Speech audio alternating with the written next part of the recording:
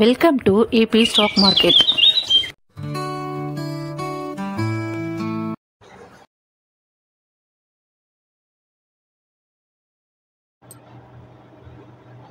இன்று நான் உங்களுக்கு ஒரு அழகான மற்றும் ஊக்கமளிக்கும் வர்த்தக கதையை கூறப்போகிறேன்.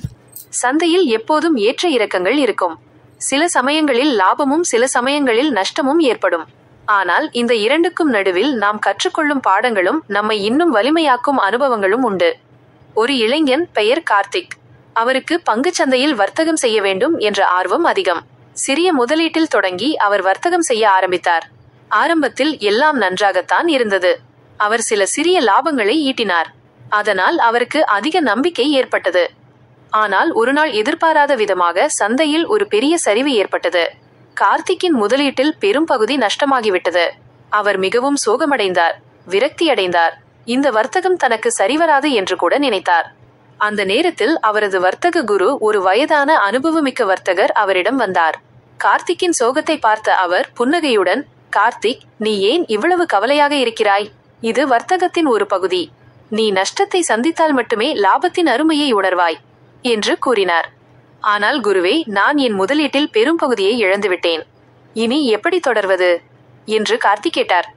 "குரு, நீ இழந்தது பணத்தை அல்ல, அனுபவத்தை. இந்த அனுபவம் உனக்கு ஒரு பாடத்தை கற்றுக் கொடுத்திருக்கிறது. நீ அவசரமாக முடிவுகளை எடுக்காமல் சந்தையை நிதானமாக புரிந்து கொண்டு உன்னுடைய முதலீட்டை பல வகையாக பிரிக்க வேண்டும் என்பதை இது உனக்கு உணர்த்தியிருக்கிறது. வர்த்தகத்தில் வெற்றி என்பது லாபத்தை மட்டும் சார்ந்தது அல்ல, அது கற்றல் மற்றும் வளர்ச்சி சார்ந்ததும் கூட" என்று கூறினார். குருவின் வார்த்தைகள் கார்த்திக்கிற்கு பெரும் தைரியத்தை அளித்தன. அவர் மீண்டும் உற்சாகமாக வர்த்தகத்தில் ஈடுபட்டார். ஆனால் இந்த முறை அவர் அவசரமாக முடிவுகளை எடுக்கவில்லை. அவர் சந்தையை பற்றிய தகவல்களை கவனமாக ஆராய்ந்தார். பல நிறுவனங்களின் நிதி நிலையை அலசினார். தனது முதலீட்டை பல பகுதிகளாக பிரித்து வெவ்வேறு பங்குகளில் முதலீடு செய்தார். சில மாதங்கள் கழித்து அவர் ஒரு பெரிய லாபத்தை ஈட்டினார். அவர் இழந்த பணத்தை மட்டுமல்ல, அதைவிட பல மடங்கு அதிகமாக சம்பாதித்தார். இந்த முறை அவர் வெற்றிக்கு முக்கிய காரணம் அவர் கற்றுக்கொண்ட பாடங்களும் அவர் பின்பற்றிய ஒழுக்கமும் தான்.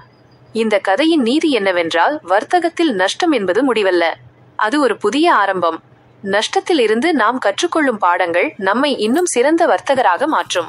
வர்த்தகத்தில் வெற்றி என்பது லாபத்தையும் நஷ்டத்தையும் ஒரே மாதிரியாக எதிர்கொள்வது, தவறுகளிலிருந்து கற்றுக்கொள்வது மற்றும் பொறுமையுடன் முன்னேறுவது. இந்த கதை உங்களுக்கு வர்த்தகத்தில் நம்பிக்கை அளிக்கும் என்று நம்புகிறேன். வெற்றிகள் தொடரட்டும். வாழ்த்துகள். இது போல் உங்களுக்கு ட்ரேடிங் ஸ்டோரி இன்னும் நிறைய வேணும், தொடர்ந்து நம்ம சேனலில் வாட்ச் பண்ணுங்கள். நாங்கள் உங்களுக்கு நிறைய வீடியோஸ் தந்துனே இருப்போம். நம்ம சேனலை சப்ஸ்கிரைப் பண்ணி ஃபாலோ பண்ணிக்கோங்க.